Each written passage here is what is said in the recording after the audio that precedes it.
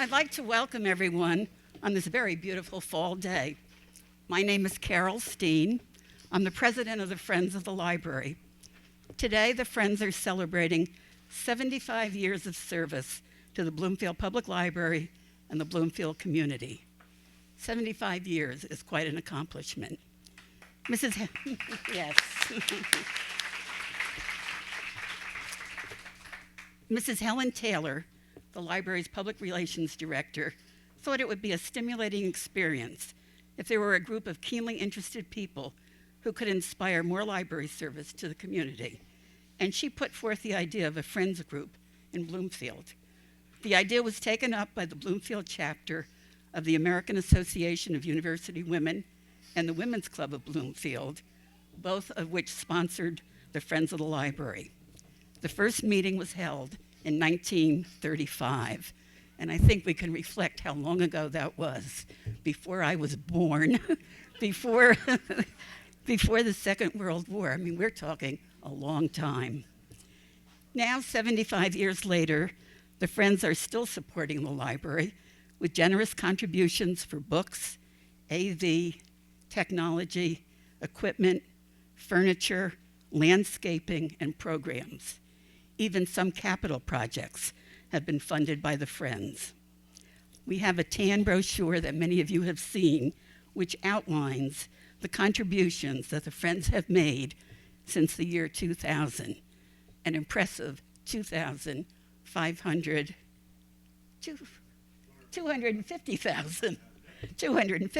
that's impressive, not 2,500. These generous contributions would not have been possible without your support and without the memberships, gifts, and bequests that were made to the Friends by a large number of supporters over many years. As a community, we can be proud of our library and of our support of our library. The Bloomfield Public Library is truly a community library. So today is a day to celebrate past achievements and to dedicate ourselves to the continued support of the Friends and the library. I am delighted that you are all here. I'm delighted to see such a large group of people interested in our library and our Friends group. And now I'd like the celebration to begin. The Honorable Raymond McCarthy, the Mayor of Bloomfield, will read a proclamation on behalf of the Town Council, and he will be followed by Janice Maly, who is the first Ward Councilwoman, with a second proclamation.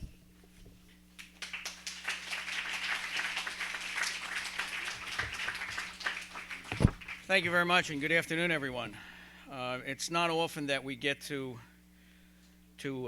talk about such greatness in this community. When you think about an organization that's been around for 75 years, that's outstanding. So please give them an applause again.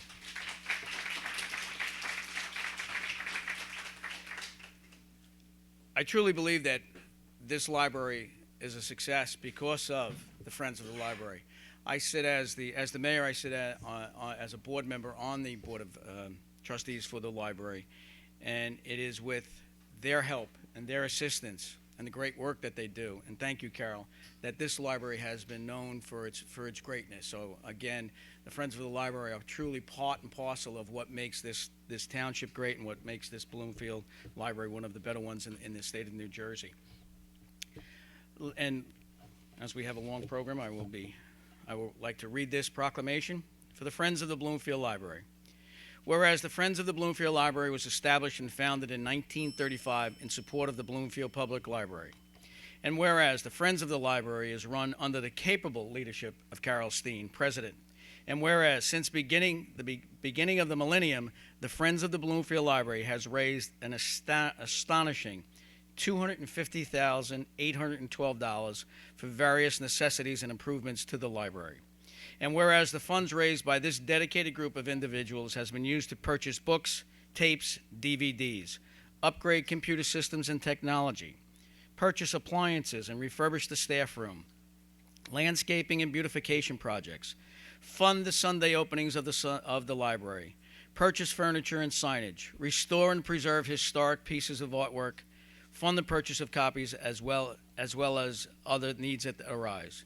And like the Bloomfield Rec says, it's not just books. So this is great for them. And whereas the Friends of the Bloomfield Library will be celebrating their 75th anniversary on October 10th, 2010. Now, therefore, I, Raymond J. McCarthy, as mayor of the Township of Bloomfield, along with the members of the Township Council, do hereby commend the dedicated fundraising efforts of the Friends of the Bloomfield Library and laud and salute these volunteers for their many accomplishments and wish them continued success in the future to help make the Bloomfield Public Library one of the best libraries in the state of New Jersey. Carol, if you please. Thank you very much.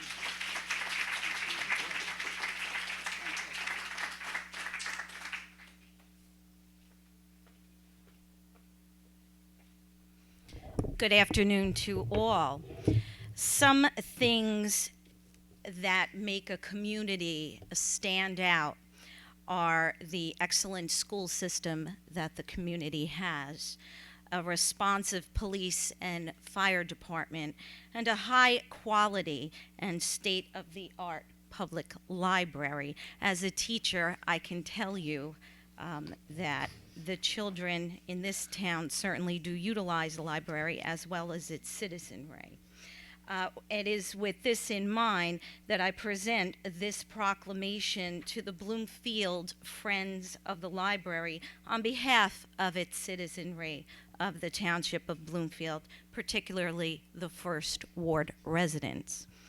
Bloomfield Friends of the Library, Diamond Anniversary Day, Sunday, October 10th, 2010.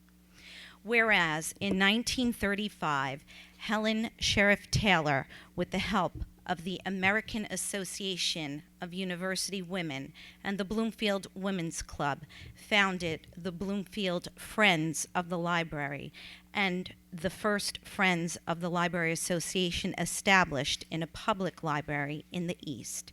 And whereas through its noble mission of enhancing library services, the extraordinary 75-year journey of the Bloomfield Friends of the Library has been one of generosity, civic involvement, pride in our community, and helping to preserve the Bloomfield Public Library's reputation as the highest quality public library in the state of New Jersey. And whereas the residents of Bloomfield, and especially those residing in the First Ward, in which the library is located, are proud and most appreciative of the benevolence bestowed upon the Bloomfield Public Library by the FOL, resulting in upholding our library's status as a state-of-the-art facility. And whereas the good deeds of the Bloomfield Friends of the Library have served to enhance the quality of life and expand the horizons of the citizens of our great community. Now, therefore, I, Janice Maly, First Ward Councilwoman of the Township of Bloomfield, do hereby proclaim Sunday, October 10th, 2010, as Bloomfield Friends of the Library Diamond Anniversary Day. Furthermore, I wish the Bloomfield Friends of the Library another 75 years of success. Carol, thank you so much.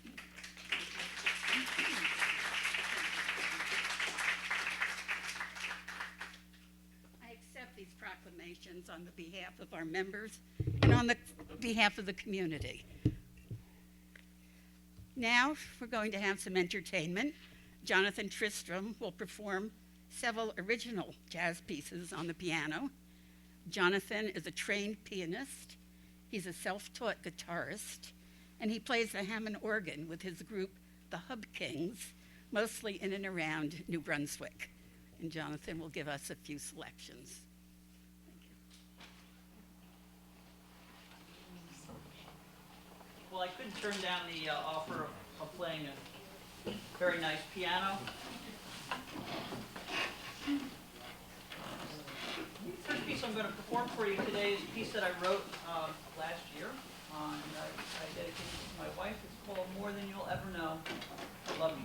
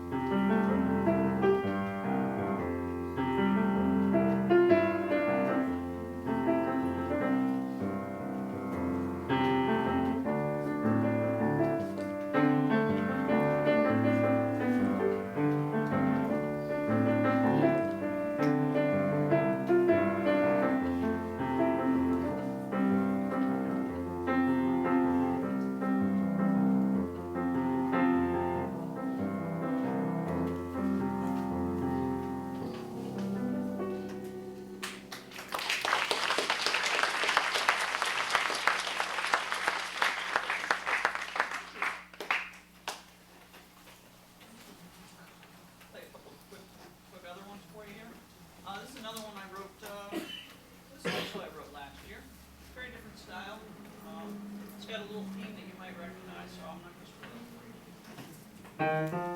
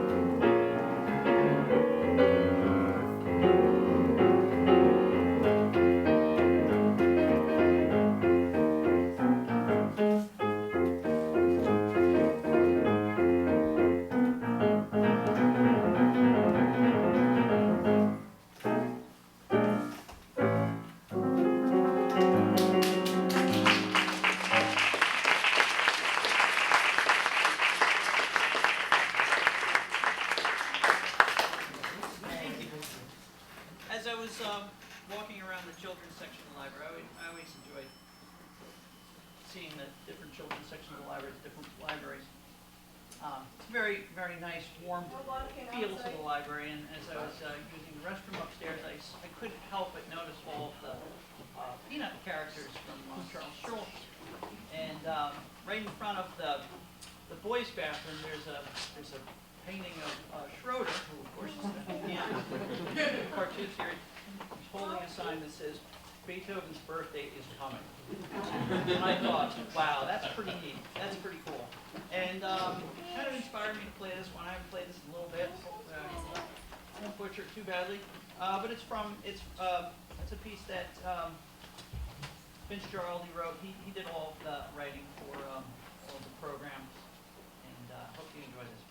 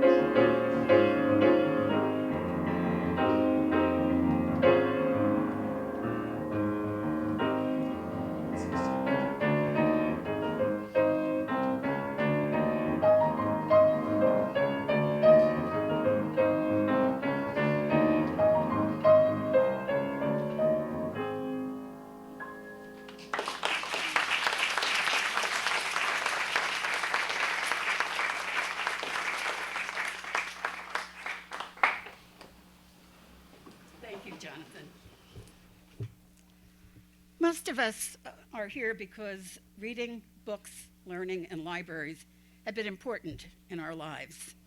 In her book of essays, High Tide in Tucson, Barbara Kingsolver reflects on what the library meant to her when she was growing up. This piece, How Mr. Dewey Decimal Saved My Life, will be read by Jerry Humphrey-Gatz. Jerry is a fairly new member to the Bloomfield community, and she's the newest member of our board.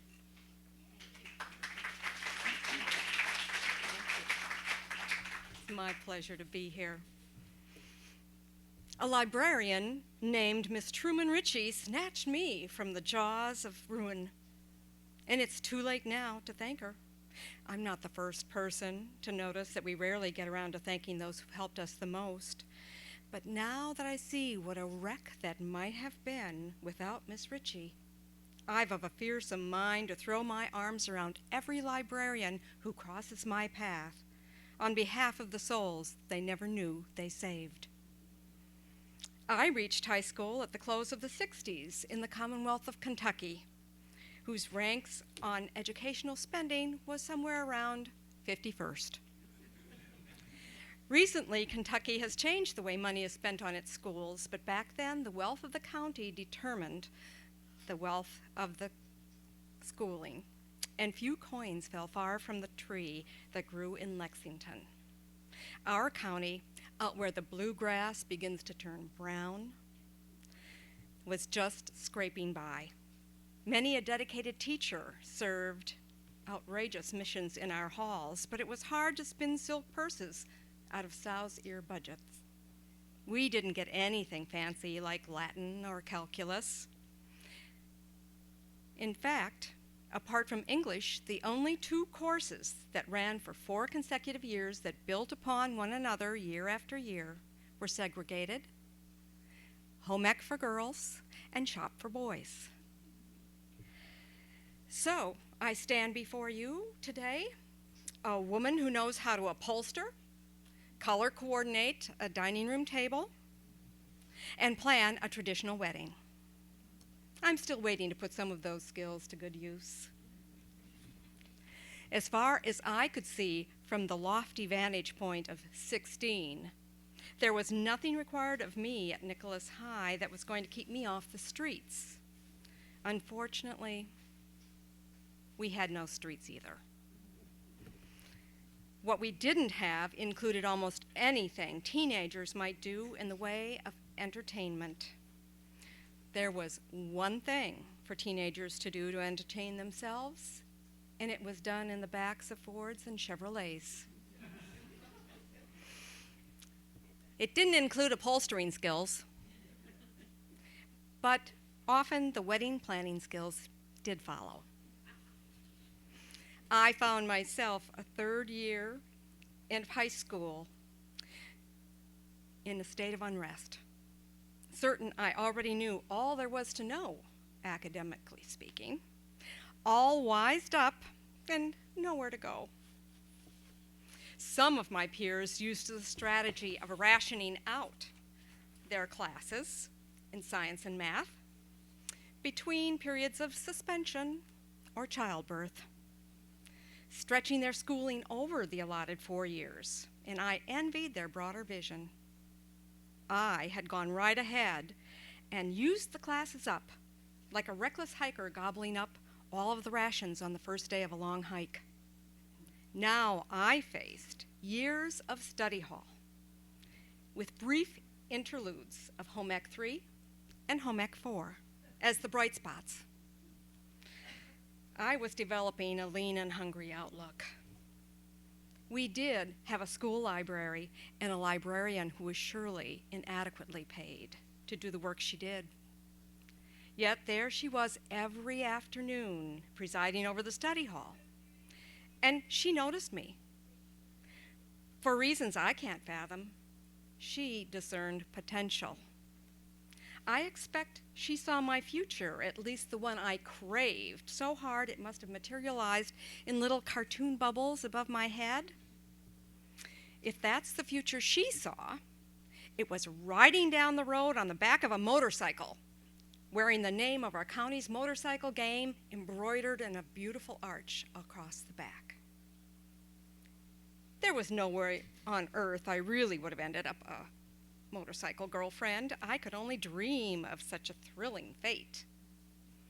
But I was hard set upon wrecking my reputation in the limited ways available to skinny, unsought-after girls. They consisted mainly of cutting up in class, pretending to be surly, and making up shocking, entirely untrue stories about my family. I wonder now that my parents continued to feed me. I clawed like a cat in a gunny sack against the doom I feared, staying home to upholster and reupholster my mother's couch 100,000 weekends in a row until some kind, tolerant, myopic farm boy took me away from sewing machine slavery. Miss Ritchie had something else in mind. She took me by the arm in study hall one day and said, "Barbara, I'm going to teach you Dewey Decimal." One more valuable skill in my life. She launched me on the project of cataloging and shelving every one of the 1,000 or so books in the Nicholas County High School Library.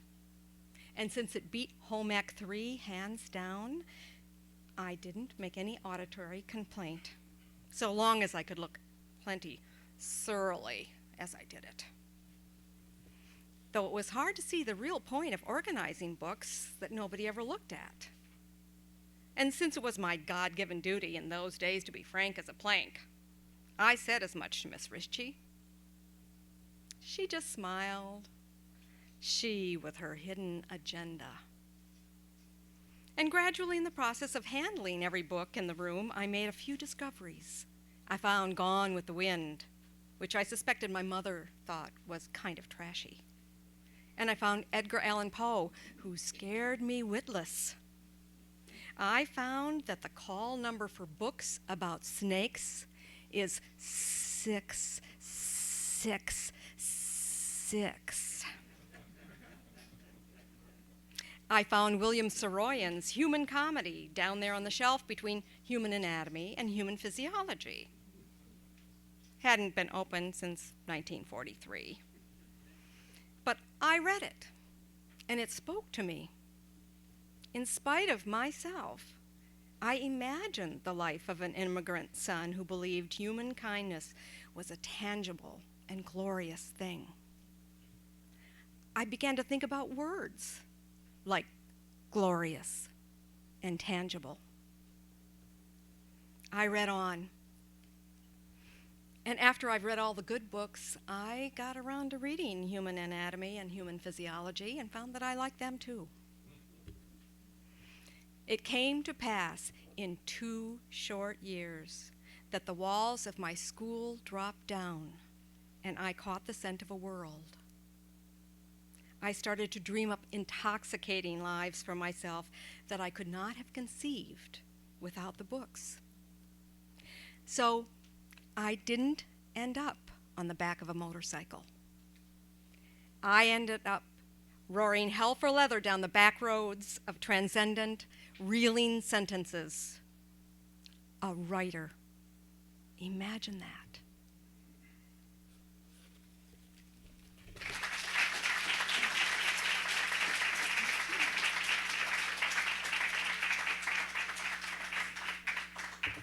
Oh, Mr. Hamilton. One moment. I'd like to introduce Bernard Hamilton, council member, Bloomfield, and also we have another council member in the back, Mr. Dano, right? Thank you for your support. And I'd also like to introduce Dorothy Johnson, a former library director. Would you stand up, Dorothy? Mm-hmm. Much of the success of this library is due to Dorothy, the many years that she put in here working hard for this community. Thank you very much, Dorothy. Now we have a departure from our program. We had a slide presentation, and we discovered today, and yesterday also, that we could not present our slide presentation because the technology that we were using was not compatible with the technology available in the library. Now, that is a very good reason for a Friends of the Library group, because in the future, people will be coming with the latest technology to do presentations, and the library has to be up to stuff. So I think we have another project on our list of projects, which will be to upgrade the projection facilities. We will have the slide program upstairs, and you will be able to view it on one of the computers in the library. So we'll continue then with the program.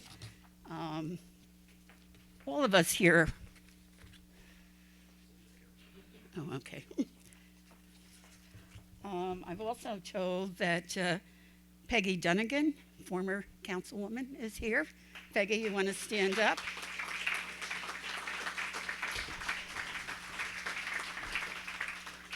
And also Joe Barry, another former First Ward council person. Right. And Joe is now with the Historical Society, and they are having a program on Mark Twain in a few weeks, and he would like to invite everyone to attend that. All of us here love libraries, but not everyone does. Those who wish to suppress the free exchange of ideas frequently turn to book burning, the suppression of the internet, and the banning of books. The support of libraries is essential if we are to protect our democracy. Jessica Rasp is going to read an open letter by the novelist Karin that addresses this topic. And I'd just like to say, Jess is a lifelong resident of Bloomfield. She conducts book discussions at the Red Room on Wednesday evenings. If anybody is interested, please see Jess after the program.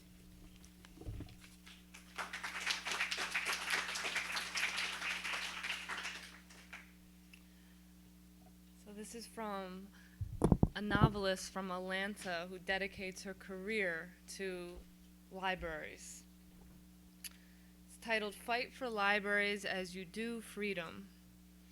My father and his 8 siblings grew up in the kind of poverty that America doesn't like to talk about unless something like Katrina happens. And then the conversation only lasts as long as the news cycle. His family squatted in shacks. The children scavenged the forest for food.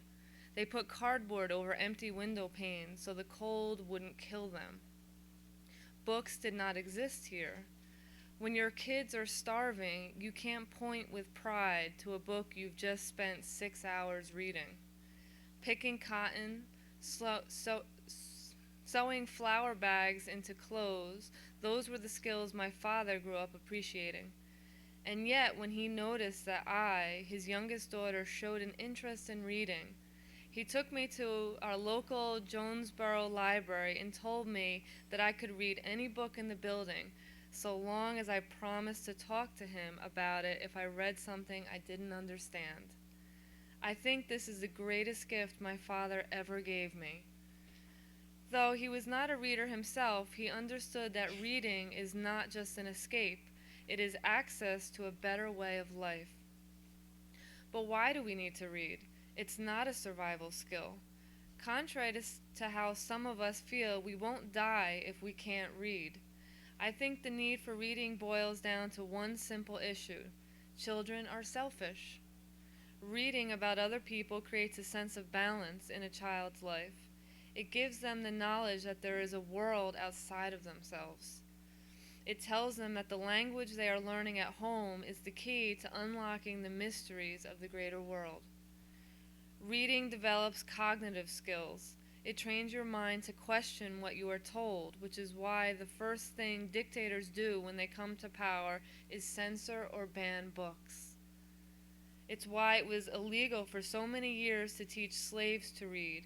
It's why girls in developing countries have acid thrown in their faces going to school. You would just as soon cut Romeo and Juliet from a high school curriculum as you would cut algebra. Both train young minds how to think in critical ways. Both foster problem solving and spatial reasoning. Both create adults who question and contribute to society. Fundamentally, reading creates better societies. This is not a theory. This is a quantifiable fact. There is a direct correlation between the rate of literacy in a nation and its success. This is why the funding of American libraries should be a matter of national security. Keeping libraries open, giving access to all children, to all books, is vital to our nation's sovereignty. For nearly 85% of kids living in rural areas, the only place where they have access to technology or books outside the schoolroom is a public library. For many urban kids, the only safe haven they have to study or do homework is in the public library.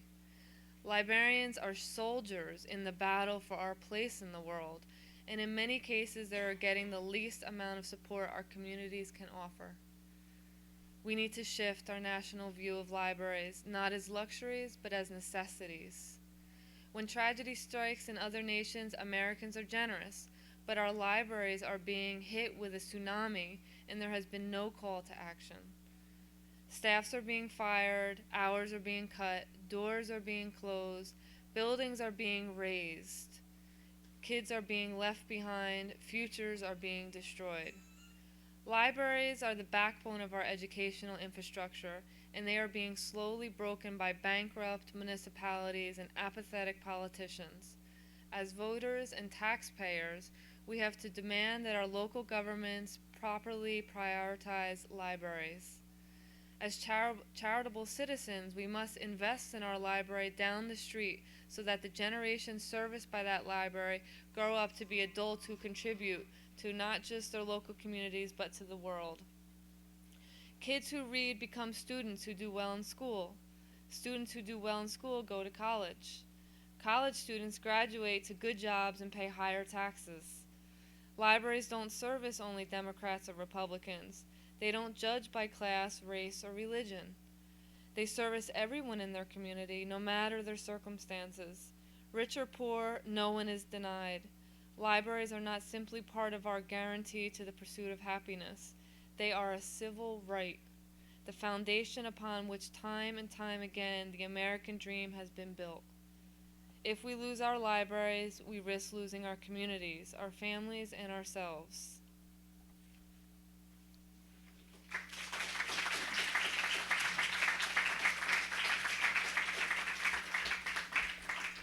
Thank you, Jessica. I now would like to welcome Mr. Jeremiah Larkin, Jr., Vice President of the Library's Board of Trustees, who will make a few remarks. Mr. Larkin.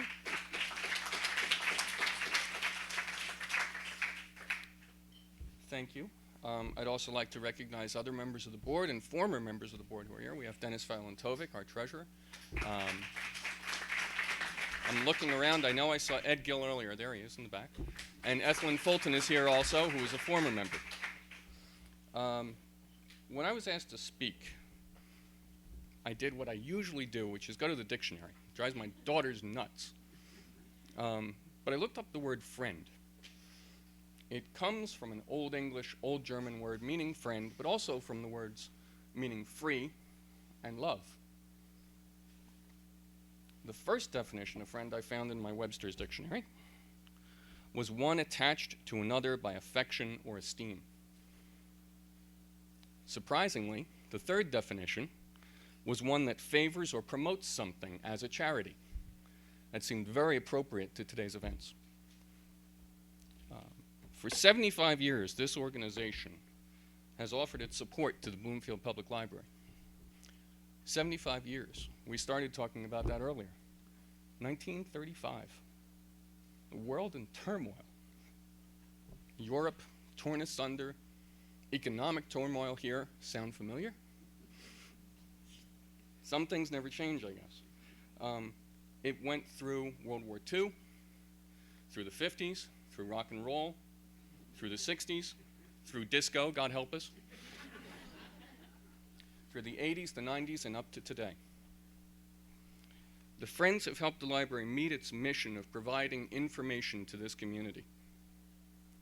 And we just heard how important information is to the survival of a community and democracy itself. The Friends recognize the crucial role of the Bloomfield Public Library to our town.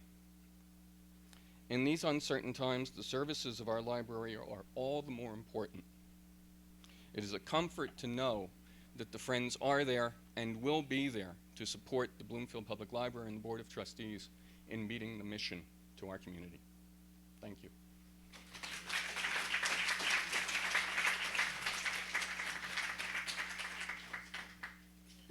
Thank you, Mr. Larkin, and we plan to continue working for many, many years with the library and with the library's board. Now, Mike Maiorano, the Vice President of the Friends, will present the Friends' 75th anniversary gift to the library, and Roland Bennett, the Interim Library Director, will accept it on behalf of the library.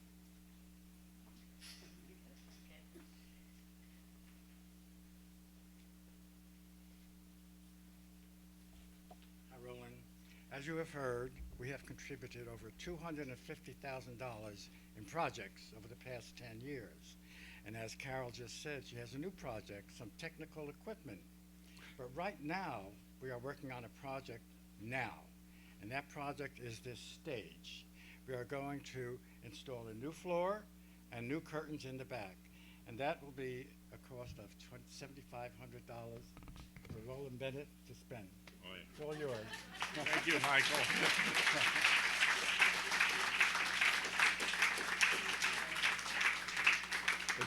It's the biggest check I've ever held, I must say. I have something for you. Carol, maybe you should step up.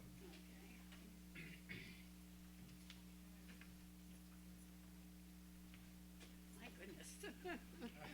We also would like to give something, or at least leave something in recognition of this day.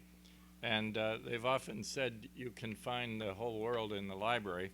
But I looked around and I didn't notice a globe in this library. So we now have that.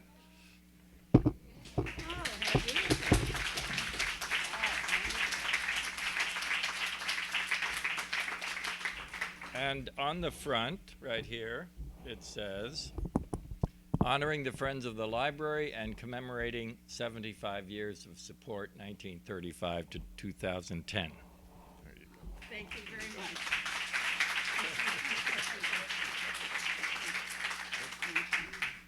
I think that will be perfect for the Children's Library.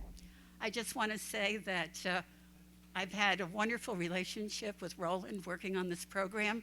He's been most generous with his time, with his knowledge, and I count him as a friend and a colleague.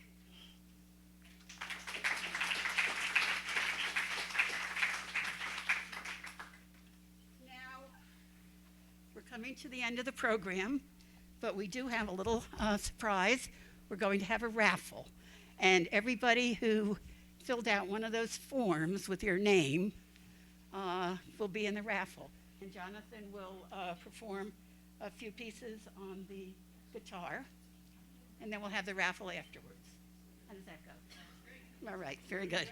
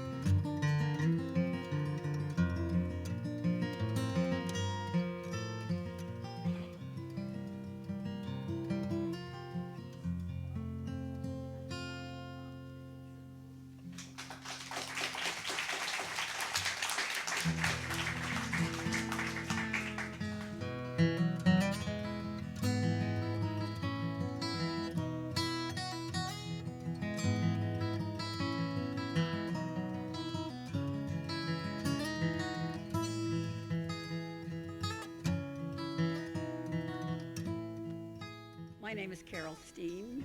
I'm the president of the Friends of the Library.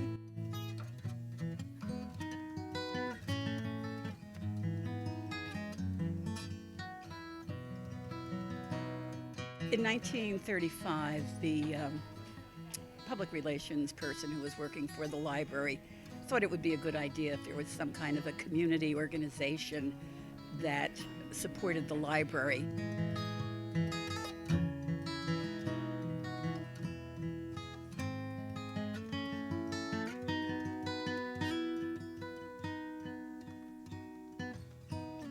Over the years, the library has been supported by the Friends.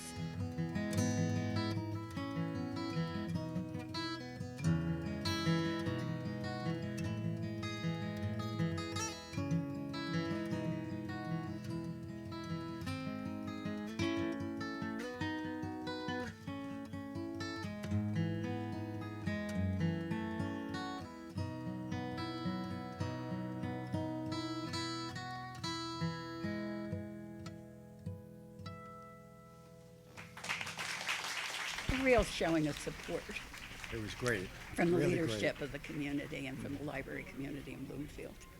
Very rewarding. I just want to thank everyone again for being here. There's reception upstairs, and I want to thank all the Friends of the Library for the great job that they do.